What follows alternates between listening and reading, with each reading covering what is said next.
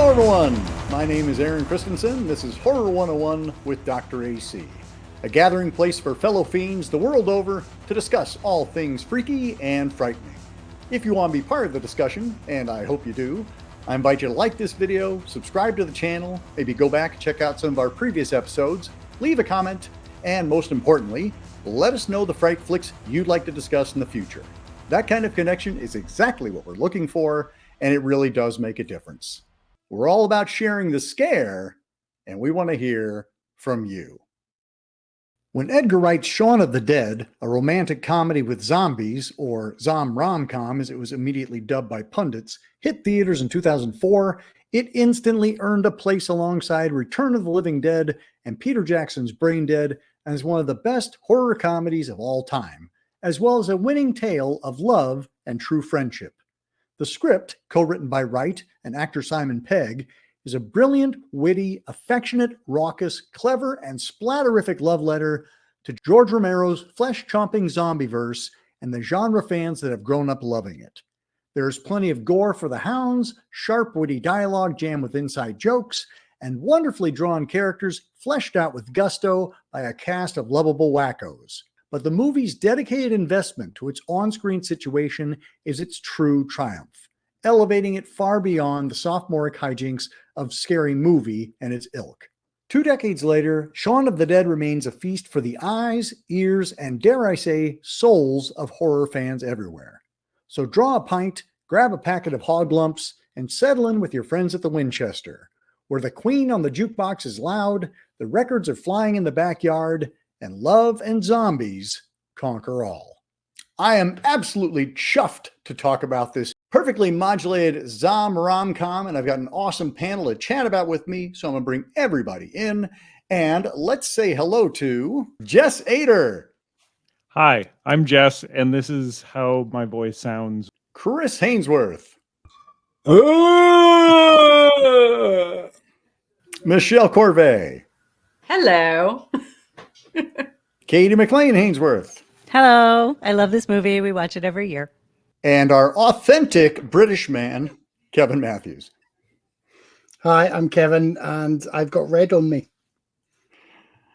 All right. And now that we've got that out of the way, we are here to chat about Shaun of the Dead, celebrating its 20th anniversary. First emerged in 2004. And I am very excited. It's hard to believe that this movie's been out for 2 decades now.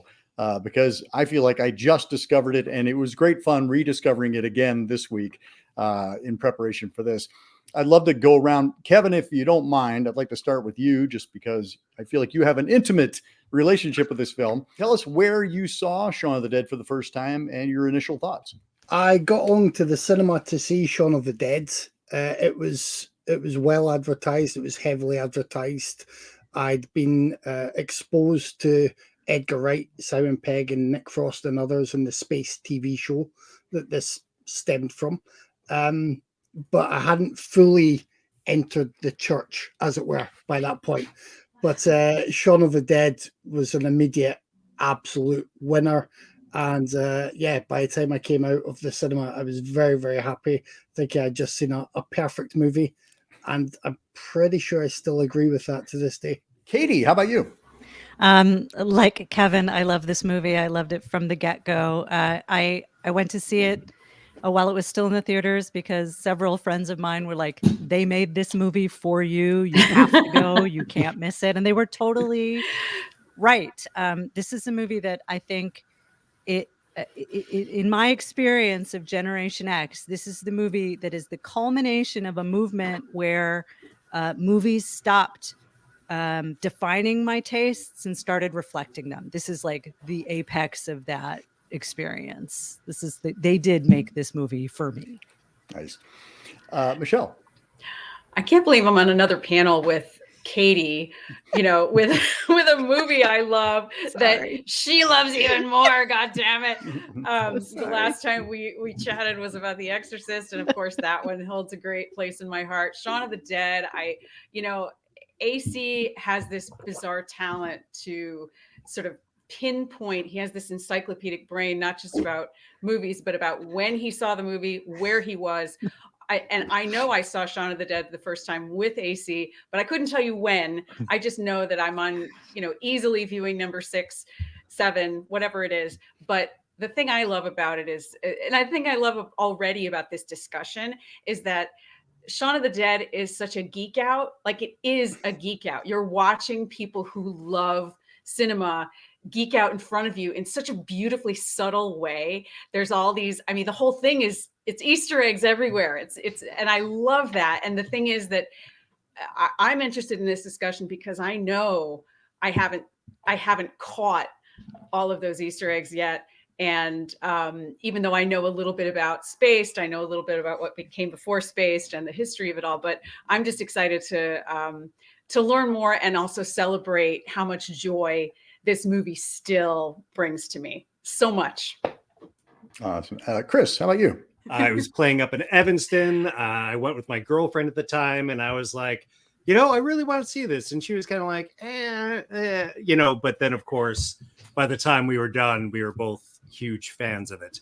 And then, as Katie said, we run the Cornetto trilogy every Thanksgiving. It's what we do on our Thanksgiving break. So we've been together since 2000. Our first Thanksgiving together would have been 2008. So pretty much every year since then, we've been watching Shaun of the Dead on Thanksgiving. So this is twice in 1 year because we watched it again last night. So, and Jess, how about you?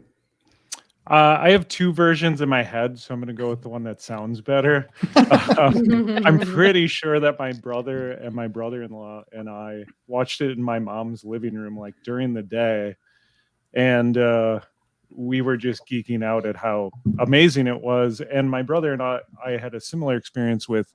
He was visiting from college a few years before, and we both watched Dawn of the Dead for the first time. So when we saw the immediate crossover, that was great. And then also, I think the sirens in the background are perfect right now. I was only a year into starting college in film, so seeing the editing in this type of film was just like delicious. And like, this is what I want to do. This is fun. I don't want to just do straight cuts. This is rhythmic, almost music video style editing, and it really informed a lot of where my years went to with editing, and I still love and do for fun. So it's a huge movie for me, and my girlfriend hadn't seen it before, so we watched it again a week or two ago in preparation for this. So that was really fun to get her perspective, and she was just like, wow, this really holds up well, and I felt the same. So it was just still one of the funnest experiences. Yeah, I think you just nailed it though, Jess. Like, it doesn't feel like 20 years have gone by. Like, this feels, it's a great kind of timeless kind of film. The only thing that's different is the size of the phones, Yeah. But I mean, if in putting this kind of in context, like, zombies had, pardon the expression, kind of died out at that point, and only in 2002 with Resident Evil and 28 Days Later were we starting to see a little bit of a resurgence. And then 2004 we had the remake of Dawn of the Dead, the Zack Snyder version. And then hard on its heels came this movie, Shaun of the Dead, which I thought was, oh, how fun and clever. But I thought, is this going to be like a Naked Gun kind of take on zombie movies? Because I'm not really in the mood for that. And it's so much smarter than that. It's got so much more heart than that. It really does hold up. And it, as Michelle said, it holds up on repeat viewings. Kevin, being that you grew up in the UK, you were familiar with Simon Pegg's work on Space probably earlier than most of us. I think a lot of us were introduced to Simon Pegg and Nick Frost and Edgar Wright via this movie.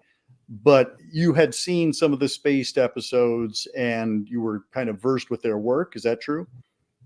Yeah, Spaced I think it only had about 12 episodes. It was 2 short seasons. We do short seasons here in the UK, just 6 episodes each, but kind of perfectly formed, much like Shaun of the Dead, very cineliterate, very loaded with references and homages, and just very, very funny. So having encountered them via Spaced, I did, come around to thinking that these guys will be worth at least checking out what they've done. Although I was a little bit, hesitant about the when people went on about the zom-rom-com. I was sitting there being like, well, Braindead or Dead Alive did that years ago, so what are they going to do? But it was a perfect mix for them to work with. Katie and Chris, I like the fact that you have a Thanksgiving tradition that's built around the Cornetto trilogy. We should probably mention what the Cornetto trilogy is. Chris, you want to do that? Sure. It is, of course, Shaun of the Dead, and then followed by Hot Fuzz, and then The World's End. I think World's End was 2010. I know that. And so I think Hot Fuzz was 2007. So that sounds right. Yeah. Every 3 years they came out. So yeah, it is. I think because you mentioned that like you didn't want sort of like a Naked Gun sort of parody. And that's the thing about this movie is that it is still extremely funny, but it's not a parody of anything. It feels like a love letter to the genre more than anything else. Like Hot Fuzz sends up the buddy cop, romance movie, but it takes it completely seriously. And it's like the Cornetto trilogy is my argument for people because, I'm in a position to occasionally create theater or whatever. And people will be like, well, it's just a comedy. This person doesn't have to have stakes. And I'm like, no. They have to have stakes. They have to be invested. If they're just a caricature, then that allows people to check out. And particularly in this movie, which once again goes from laugh out loud funny to completely devastating. It is because you believe in these people, and at no point is there ever a moment where, well, that happened, kind of, ironic take on things. It's all deeply invested. Katie, you want to add to that? The trilogy, and also, if you don't mind tossing in the fun fact as to why it's called the Cornetto trilogy. Oh, it is called the Cornetto trilogy because the ice cream appears in some form or another in all three movies. And that was not intentional. It was, I think, I just read about this, and you've got Red on you, where at one of the parties celebrating an opening or a run or a panel or something for Shaun of the Dead, they provided free cornettos, and everybody involved thought this is the greatest thing that's ever happened.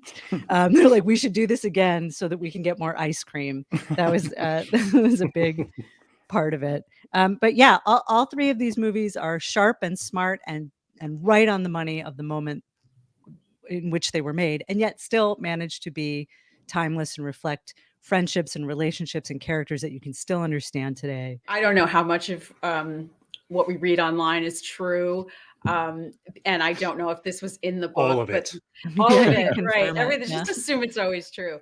Well, the idea that Nick Frost mentioned that the Cornetto ice cream is a great hangover cure at some point on set for Shaun of the Dead. I mean, that makes so much sense. That is not in the book, but the behavior described in the book would not belie that being a truth. Yeah, and the idea that the Shaun of the Dead is the strawberry ice cream because it's red, it's gore, it's blood, and Cornetto number 2 is Hot Fuzz. It was the blue ice cream for obvious reasons, and then World's End, green minty ice cream, green being little green men, aliens. I just think little tidbits like that. I don't know if that's true, but I just love that shit. So I hope it is true. The attention to detail across all three movies is phenomenal, and part of why so many people said they made this movie for you. Well, and the other thing too is the attention to detail, but also the fact that it's not in your face. It's not, hi, we're doing an homage now. There's none of that. It's just you either see it or you don't. They do scream, "We're coming to get you, Barbara." Oh, but I think if you don't know Night of the Living Dead, it doesn't feel like we take time out from the movie for the gag.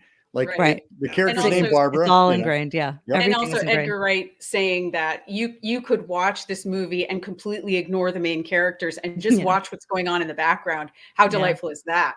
Fun fact, my first show in Chicago was a stage adaptation of Night of the Living Dead, and I played Barbara in 1993. They did make this movie for you. They did. As Jess and Kevin both mentioned, like this film is very steeped in cinema language and pop culture references. It's funny that like Tarantino, is kind of the poster child for that kind of language. But I feel like Edgar Wright has the same acumen for it in terms of integrating music, in terms of editing, in terms of dialogue that feels timely, it feels informed and related to the environment around them, but also feels inclusive. It doesn't feel like it's all a private joke. They feel complimentary to me, Tarantino and Wright. And of course, when Edgar Wright came to America to promote this movie, Quentin Tarantino was all over him, along with Eli Roth and everybody else. But they just seem to have a different set of influences. They focus their attention elsewhere. The week prior to rewatching Shaun of the Dead, I actually watched Jackie Brown. It was like my birthday week, and I was like, "This is one of my faves." And I was thinking about that a lot in watching the two of them. Now, Jackie Brown is much more like stretched out for a Tarantino movie. Usually his editing is much more tight, but there were a lot of similarities I noticed in the fact that they have a very specific vision and like a storyboard in their head. And there's a rhythm to both of those films and all Tarantino as well. But like the colors are really vibrant and there's just, to Michelle's point, of subtlety as well, because I like Wes Anderson, but there's something about that where it has a similar visual take, but it's a little more wink wink and people are being puppeteered, but there's less of the heart. The characters almost feel like AI in a way. In a little less collaborative. Yeah, whereas in Edgar Wright stuff, it's like the heart that really like keeps it going and what makes you want to come back to it 20 years later and makes it still worthwhile. Chris? Sort of relates to what Katie said earlier about the point where it stops forming your taste and reflecting your taste. Like, I feel like both Tarantino, who was bringing a lot of influences from the 70s cinema into his work and repurposing it, I feel like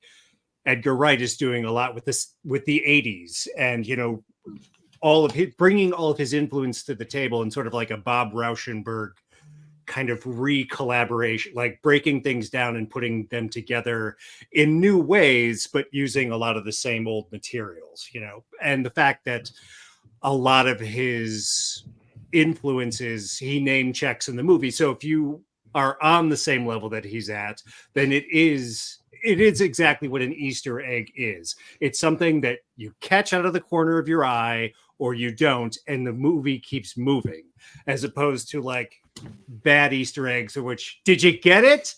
Did you get it? Did you get it? It's like, look at it, look at the thing, look at it, which, is a turnoff for me when it feels like you're wearing your influences as a big neon sign. Whereas Edgar Wright is, people will get this or they won't, but the movie is whole and lives up to its name. It's a movie. It is moving. It keeps moving. It doesn't stop for people to be like, oh, let me think about that for a second. Right. And we've been talking about how kind of like laden it is. Kevin, would you mind like highlighting a couple of your favorite zombie references throughout the film? Because there are many, and I didn't want to like just pile them all on myself. Narrowing it down is tough. I think it took me an extra viewing to spot that it was obviously 4 electrics, which seems obvious once you spot it. Ken Foray, who is also an actor in Dawn of the Dead, 1978. And obviously Simon Pegg does a very good Bub from Day of the Dead, which starts everything off on the right foot. I think it's a top-notch impression. Yep. And the name of the restaurant is, of course, called Fulci's, named after Lucio Fulci, who made the 1979 film Zombie, which was spun off from the success of Dawn of the Dead. Any other fun references people want to throw in? The absent Foray Electronics employee Ash. Yep. You've got Bub's Pizza Place beside the convenience store. The soundtrack.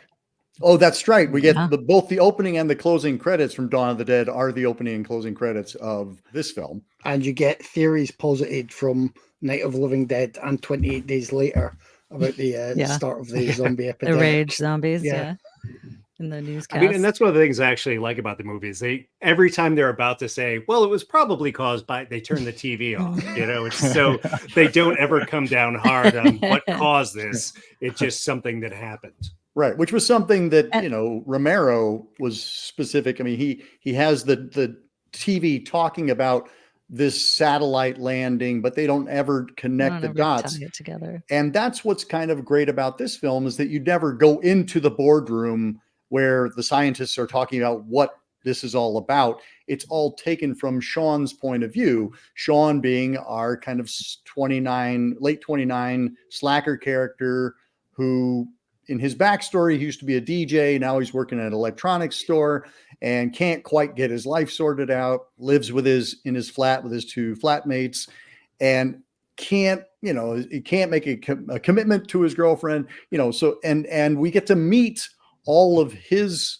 peripheral people. We get to meet his mom, we get to meet his stepdad, who are played respectively by the wonderful Penelope Wilton and Bill Nighy. This was the first time, I'll start with Bill Nighy just because we got to talk about the actors at some point, but this is the first time I'd seen Bill Nighy and I was like, who is this guy? Yeah. He was delighted to accept the part. I can tell you that from the He confused the hell out of me because when people would bring him up, I was like, Bill Nye the Science Guy? When I just heard the name and I was like, he's not in the movie. According to the internet ticker, this is a year after Love Actually. Okay. So he had that role in, quite frankly, and I'm proud to say I'd seen this before I saw Love Actually. Too. So. Yeah. Yes. Me as well. I hate Love Actually. And Penelope Wilton, as his mom, is just wonderful. She is named Barbara. She is kind of the heart of the movie, I think, in that we genuinely care about her. She is somebody who's out of her element, wants to live does live a very simple life. And this apocalypse is kind of visited upon her. But Shaun's quest to rescue his mom and bring her, to a safe place, that I feel like there's a lot of emotional resonance in that. Like, as Chris said, like the devastating elements surround that part of it.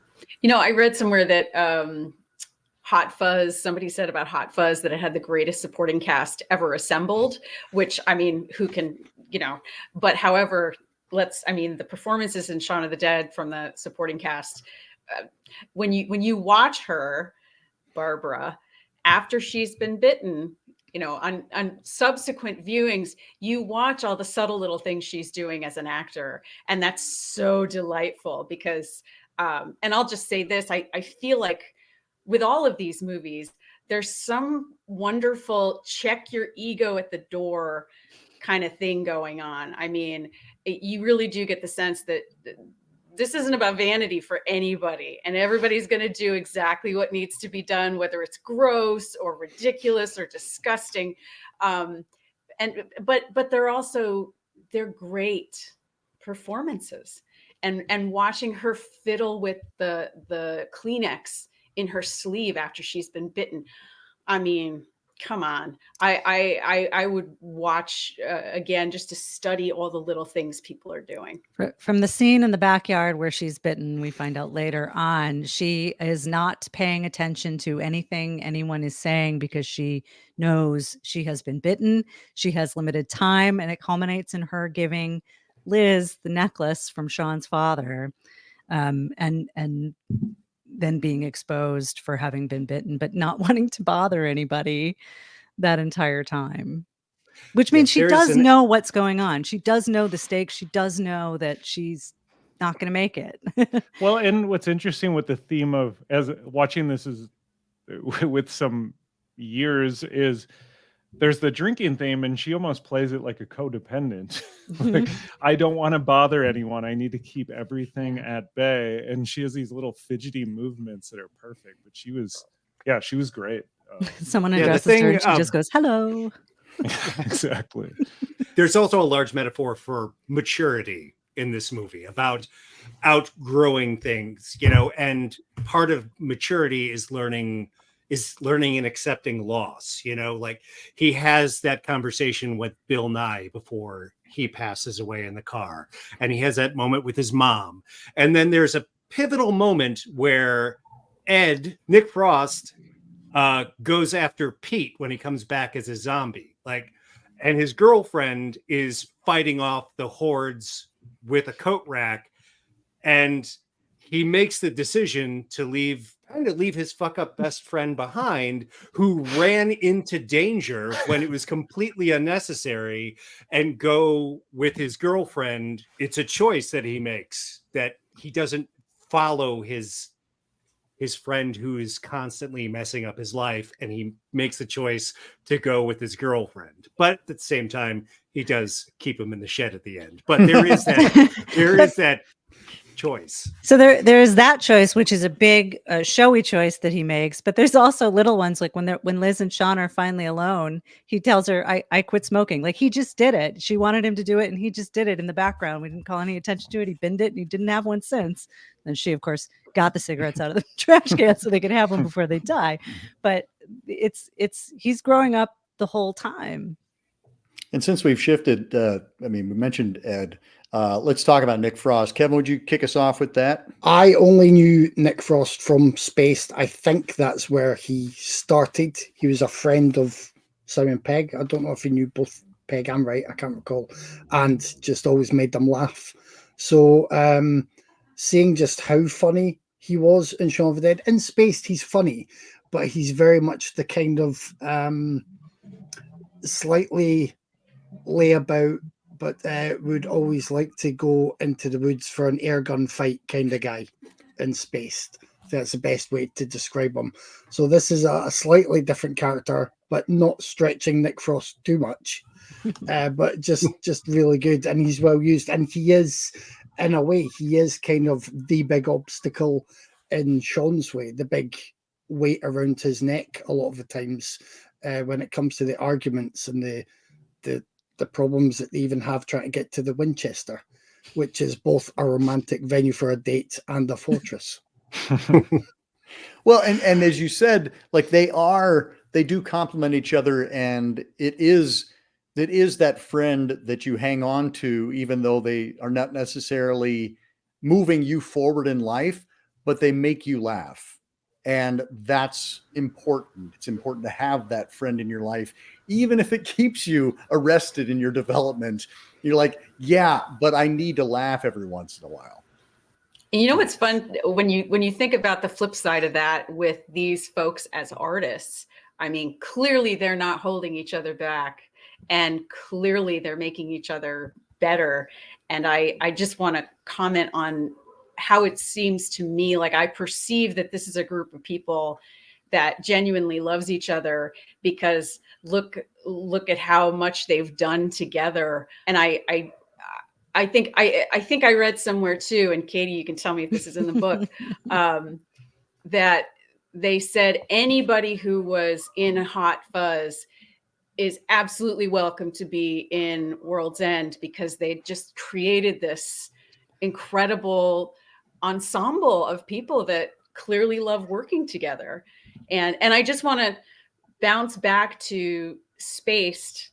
And anybody who's been to a museum with me knows that I'm one of those people that I'm going to read the little thing next to the painting, and I'm going to take 8 hours to go through an exhibit that should take 1, because I love backstory. I love context. And so I was looking a little bit into these friendships, and I was thinking, well, how did Spaced get going? And if you go backwards in time, there's a little show called Asylum.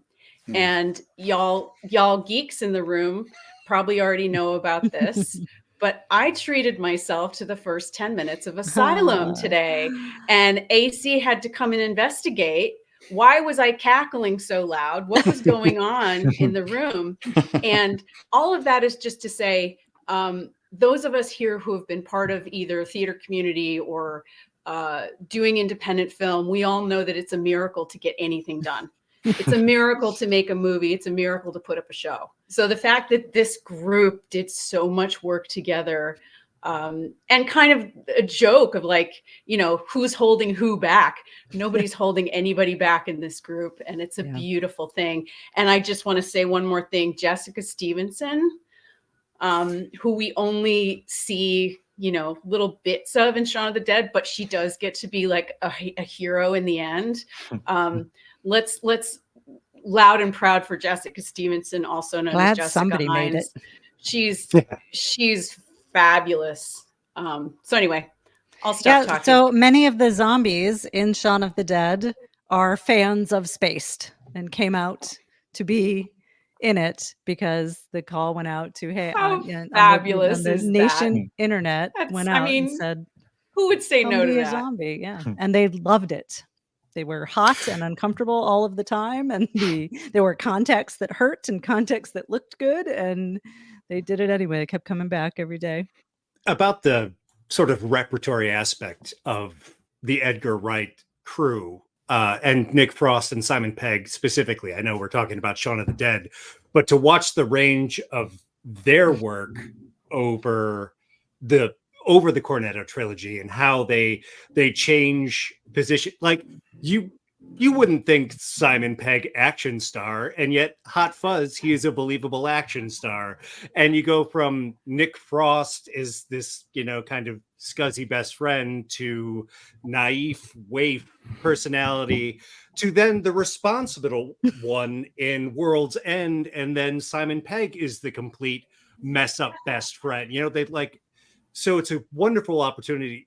Like, I love Nick Frost in Shaun of the Dead when I saw it in 2004. Seeing Hot Fuzz in 2007, I was like, oh, this guy has some chops. And then especially in World's End because he has him and Simon Pegg have all of the emotional beats in World's End, and they sell it completely. Their confrontation at the end, you feel for both of them. And I think it's a great way for them to work together, and they've done beautiful work over all three movies. But Katie and I have the conversation about Shaun of the Dead's probably our favorite, Hot Fuzz is funniest, and World's End is probably the most accomplished. I disagree on that. I think Hot Fuzz is the pinnacle of movie making. I think it's totally perfect. It gets better every time you watch it, but Shaun of the Dead is my favorite. And we should talk about Simon Pegg because he and Edgar Wright co-wrote the script together after having worked together on Asylum and on Spaced. And then they wanted to make a zombie movie. Both of them kind of blew up from here. They both kind of broke out of TV and became, Simon Pegg now, is a member of two major franchises, the Star Trek franchise and the Mission Impossible franchise. And he joked in a press conference for Shaun of the Dead, what are you going to do now? And he's like, well, I'm not going to run out and do Mission Impossible 3. And then he absolutely went out and did Mission Impossible 3. And he does Star Wars. He's a voice in Ice Age, he's a major movie star now. For the amount of enthusiasm I had for this conversation this evening and discussing zombies and comedy, a lot of my favorite jokes now aren't even zombie related than Shaun of the Dead. Every time I'll laugh harder at the line, "Don't scratch it," when his record's being thrown away that he's just been scratching for 5 minutes. And I love his absent-minded way of looking around while that woman is brilliant in the flower shop, saying, we've got to a wonderful mum or pal, super mum. And he's just looking around quite nonplussed, seeing the guy with the pigeon. I just think it's so funny. Everything that is in line with the movie references or the style of acting is on point. But those little moments, whether it's just extraneous details or whether it is the very Britishness of it juxtaposed against the stuff you only see usually in American horror movies, that's what really elevates it. Martin Scorsese and I, according to the book, apparently have the same favorite moments in the movie, which is when Shaun climbs up the little slide and leaves frame and looks over the fence and then climbs back down. And Liz says, "Is it clear?" He says, "No." How many? Lots. Can we also talk My about favorite. any scene with Rafe Spall? Oh God. I mean, He was like, I'm making the shittiest movie ever made. I'm just gonna get my stuff done and pretend this didn't exist. didn't Simon Pegg say at some point that he could barely keep a straight face anytime he was in a I scene with him or in I a don't know how shot you with him? could. Which character was this? He's This is- the redhead who works at 4A Electric, who's on his phone and not Oh, paying yeah, attention. And when Shaun says, I have stuff I want to do, he just goes, when? Well, it's funny because, like, he's kind of a pudgy teenager in that movie, and then he turns into like the most handsome man of all time. And he's I'm gonna throw out a plug for the film The Ritual, which he's the lead in, and it's an amazing horror film. I didn't even make the connection. That was Yeah, the same exactly. He person. completely transformed from teenager to leading man like overnight. Wow. But yeah, it's Rafe Spall's He's hilarious. the English Jerry O'Connell. He's the one who says you've got red on you. It's the Yep, most he famous is. He is line. that. One of the things I also enjoy about Simon Pegg is that, like, when you listen to interviews or commentaries, because Shaun is such a frantic character, to listen to Simon Pegg and kind of how intelligent and articulate, and I like saying the word intentional. Like, every gag in here is intentional, and he and Edgar Wright work very well together as to how is the best way to make this funny moment the funniest it can be. And it's the science of comedy. It's the science of action. And to your point, Jess, like, a lot of that has to do with editing. A lot of that has to do with, the camera work.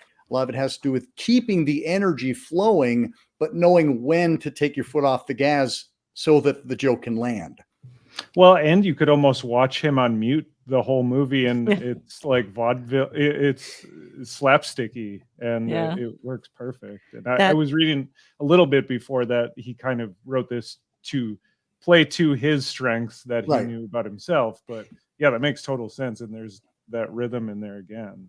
It's a perfect marriage of director, performance, and cinematography in the two sequences of the walk to the shop.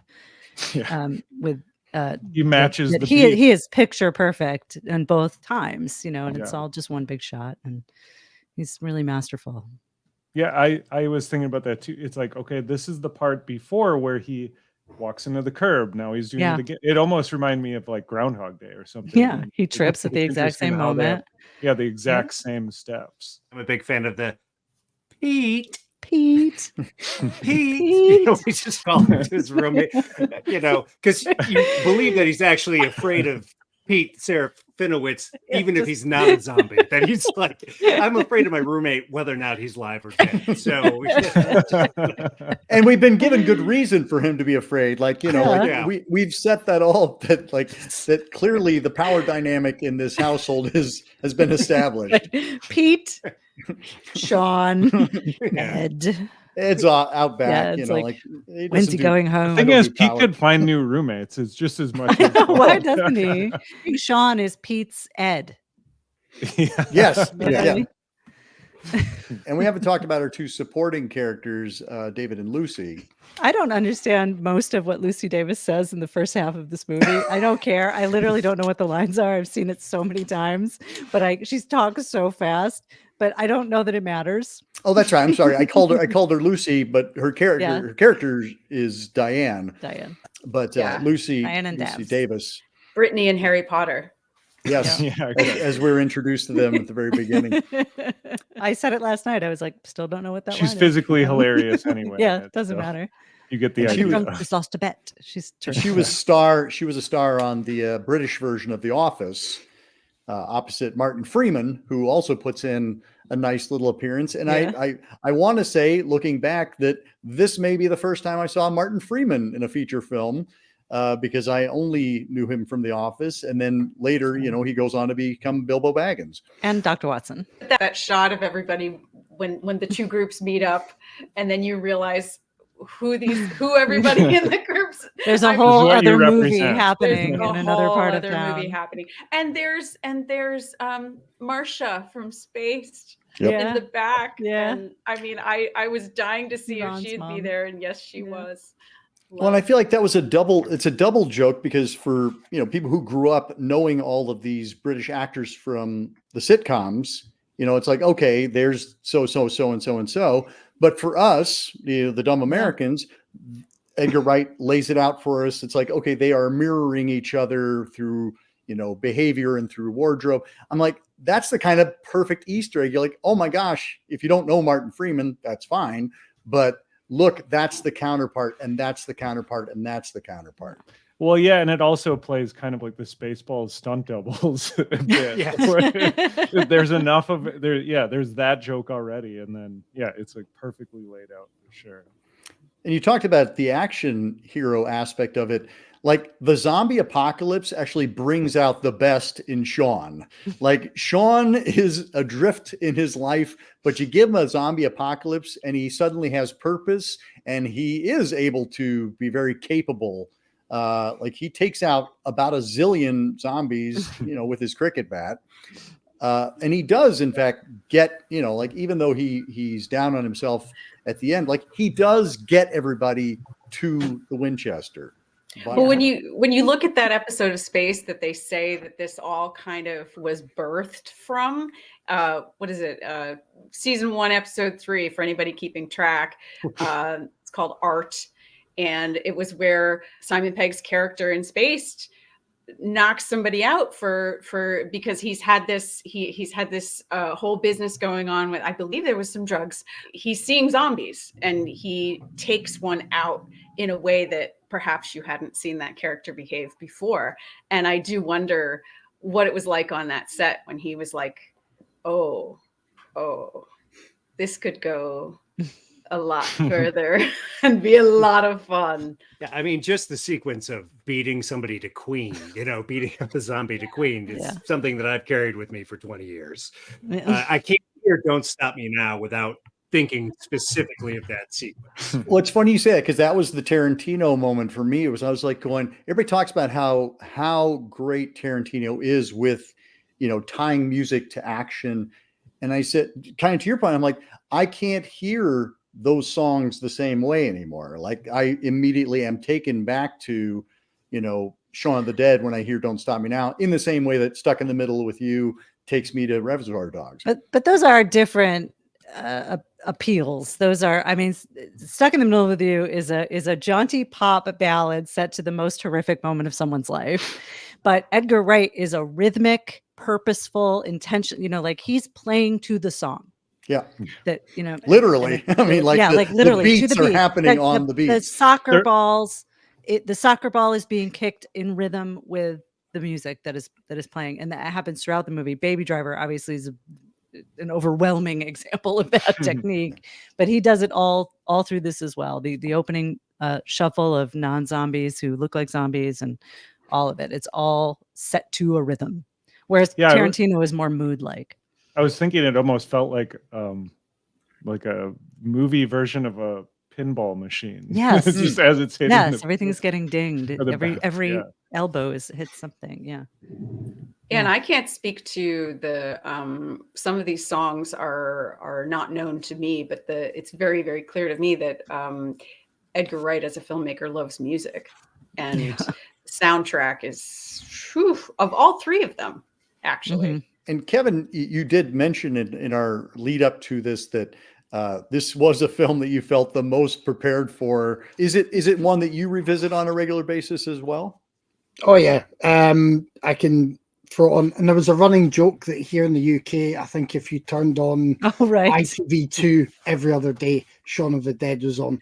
But I didn't get to see it again at the cinema. But when it came out, I think it was still VHS when it came out. It was big. I was working at Blockbuster at the time for my sins, and I got my hands on a copy, so watch it as often as possible. And then when other people, it was a big repeat renter, so then you could discuss with other people the other extra jokes that you'd caught. It took me a few goes to realize how many things are clearly foreshadowed brilliantly, with the main one being the wake the up, entire plot. Mary, bite of the king's head, bloody blah, stagger back for shots at the Winchester. Like you've all said, it is so loaded with references, but not in the horrible stop the whole film for 2 minutes to be like, we're saying hello to Mr. Carpenter here. It's really good. They're interlaced through every scene, and it's just, even today, I just get so much pleasure from rewatching it and remembering where to look for little details or what's plucked from what. And that's out with just the great individual lines and performances from everyone. Yeah. To your point, Kevin, Pegg tweeted in March of 2013, hard to believe it's been on ITV2 a mere 6,748 times since its release. Yeah, they really got their money's worth when they bought that movie package. Something I caught last night for the first time is they say to Pete, we're going to be at the Winchester if you want to drop by later. Yeah, and guess who shows up at the Winchester later? Yep.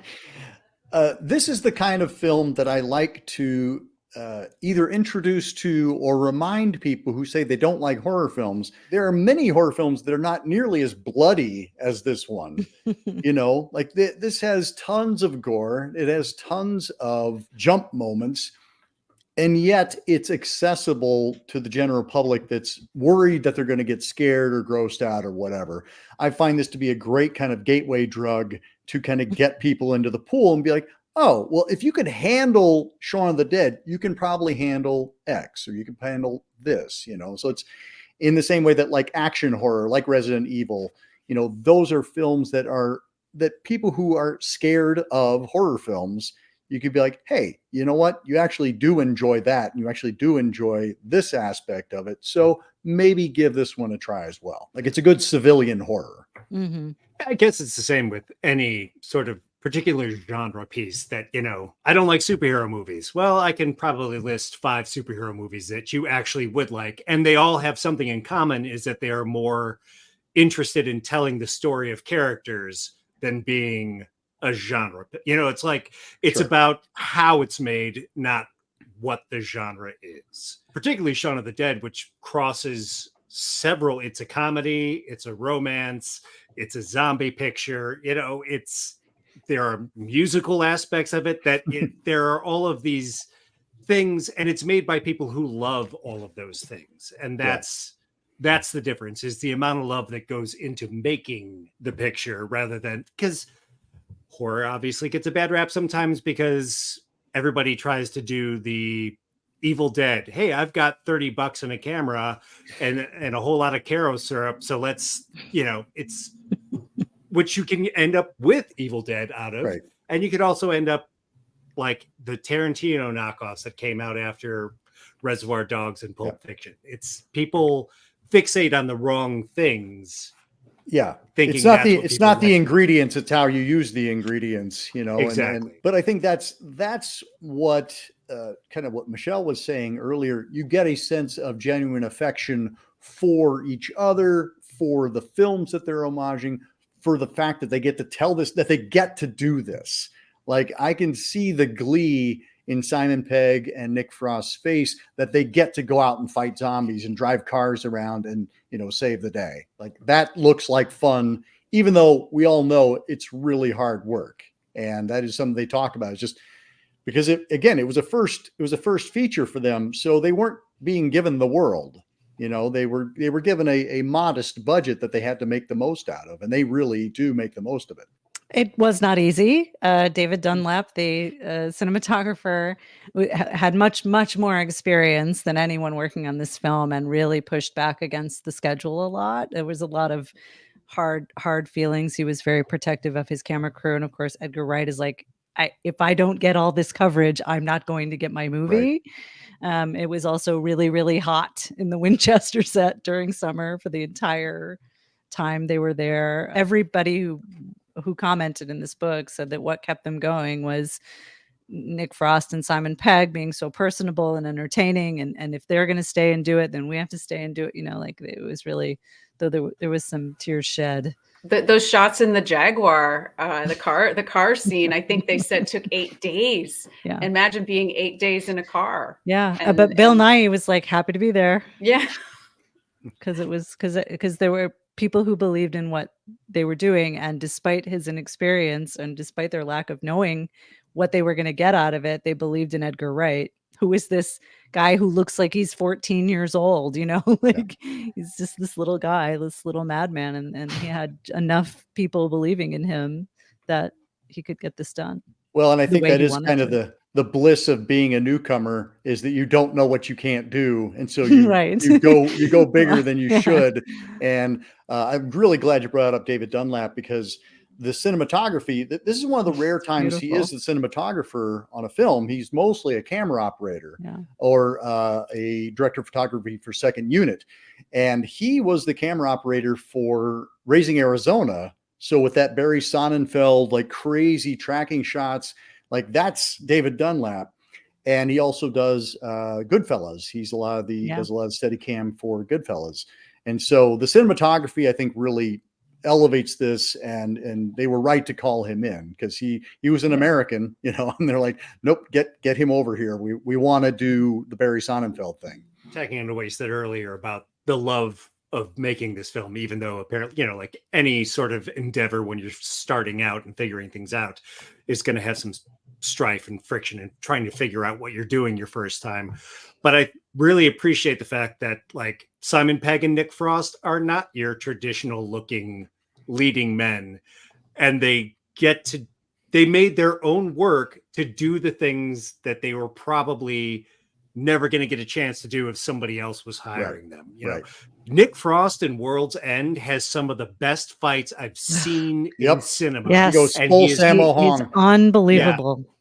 100% believable, and it is gorgeous. I mean, like anytime I have the opportunity to be like on the production side of anything in theater and there's fighting involved, I'm like, okay, we all need to watch The World's End, because to watch the bar fight and the bathroom fight. People appreciating the opportunity to get to do something that most films would bar them from doing. Yeah. Kind of sharpening that point. I mean, we don't think that someone who is of a larger physique can do athletic things, can move.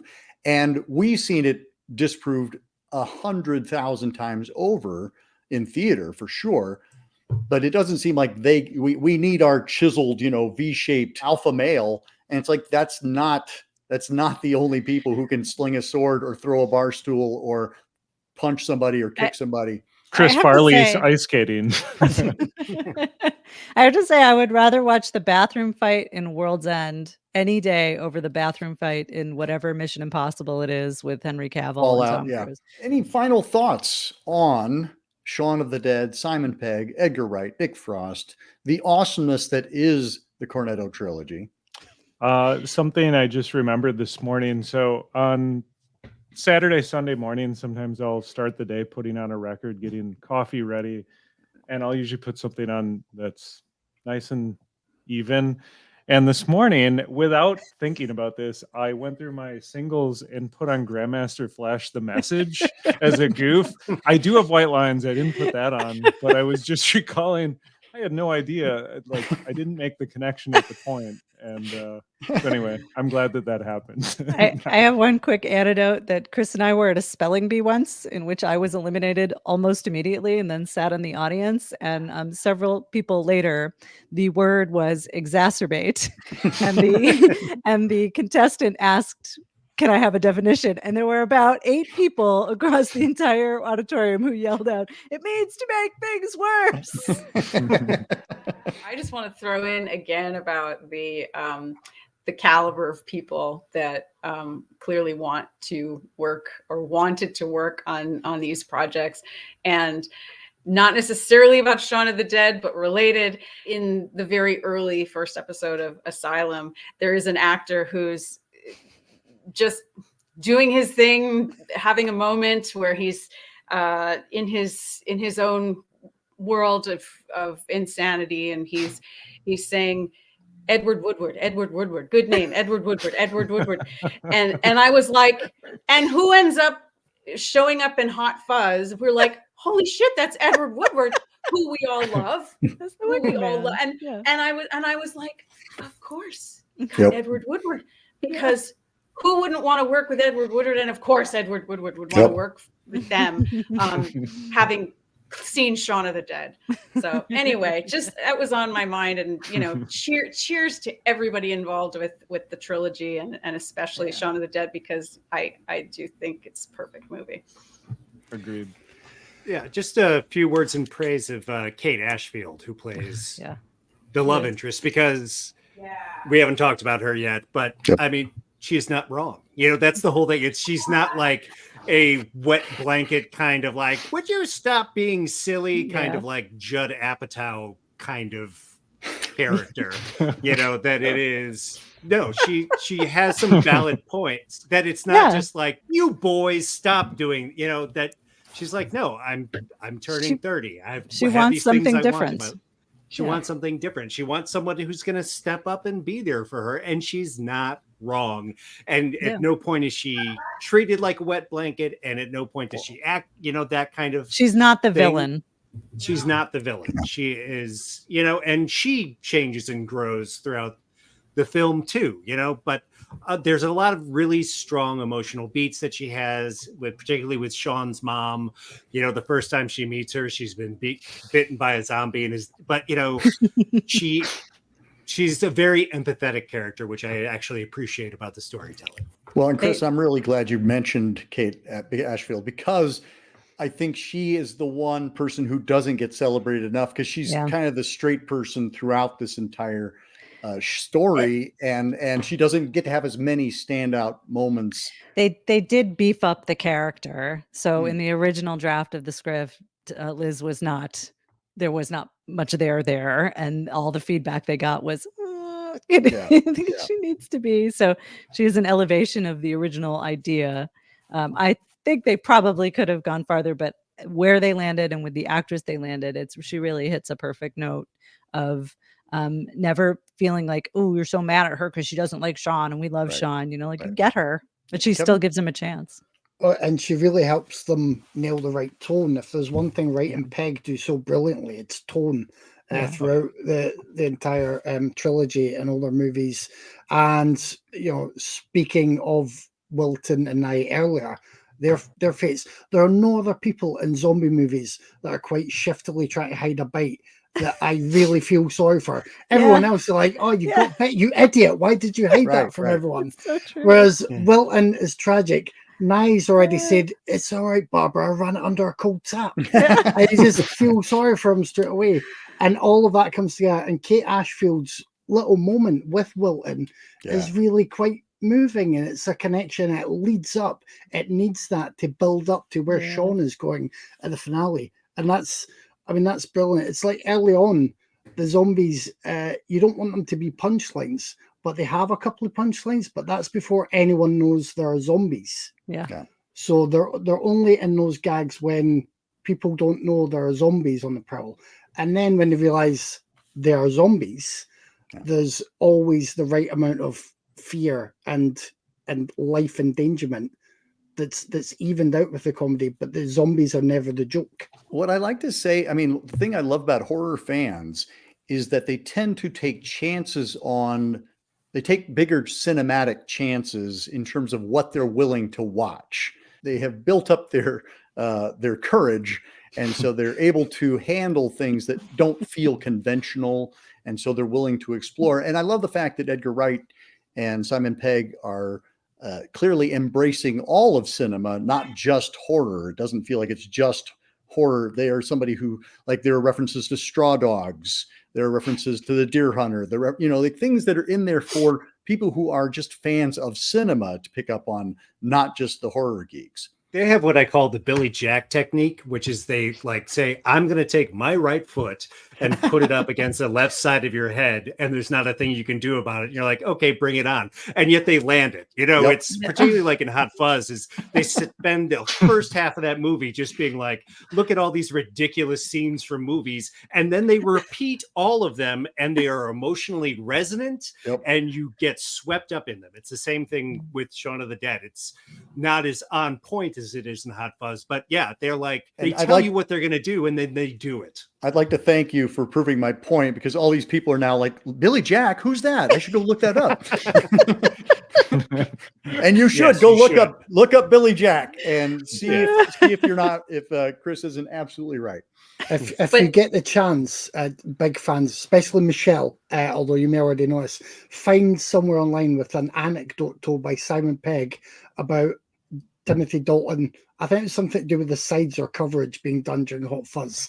And Pegg does a Dalton impression, and it's just all about his wonderful behavior. And it's an absolute delight. You'll love it. That's probably a whole other conversation, like what it's like to be on set with Timothy Dalton. But good for him. I feel like the online There's rabbit Skinner. hole of Simon Pegg and Edgar Wright mischief and anecdotes is a great place to disappear. Highly recommend the book by Clark Collins. You've got Red on You. Would you hold that up, please? Yeah. Backwards. Sorry. There it is. But yeah.